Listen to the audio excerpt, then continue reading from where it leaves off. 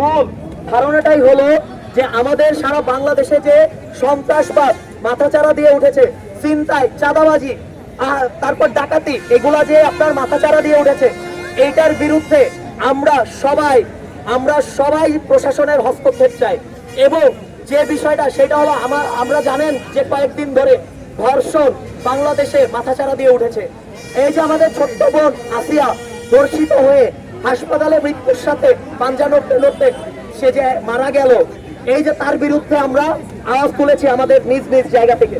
আপনারা আরো অবগত আছেন, এই 3 দিন আগে আমাদের এই যাত্রাবাড়ির একজন সহযোদ্ধা এনাম, তার উপর রীতিমতো মসজিদের মাইকে এলান করে ডাকাত বলে পরিচয় দিয়ে তার উপরে মব সৃষ্টি করা হয় এবং তাকে গুরুতর জখম করা হয়।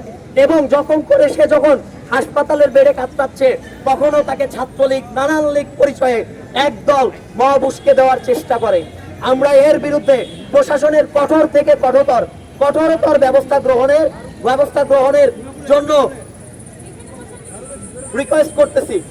একই সাথে আমরা একটা আলটিমেটাম দিতে চাই, আগামী 48 ঘন্টার ভিতরে এনাম সহ আমাদের ছাত্রদেরকে যারা মব সৃষ্টি করে মেরেছে তাদেরকে যদি আটক করা না হয়, তাহলে আমরা আবার এর থেকে কঠোরতর কর্মসূচি ঘোষণা করতে বাধ্য হব। প্রশাসন যখন আপনাদেরকে বলে যে এখানে আসলে একসাথে এই আসামিগুলো ধরা যাবে না, এখানে পুলিশ আসলেও মাইর খেয়ে যাবে, ঠিক আছে, আসামিদের টোপ দিয়ে ধরতে হবে, একটু সময় লাগবে, তখন এই প্রশাসনকে অথর্ব বলা ছাড়া আপনারা কি বলবেন? এদের উচিত এই যে এরা ছাত্ররা আসছে, এরা এখানে দাঁড়ায় আছে কেন? এরা চুরি করে দাঁড়ায়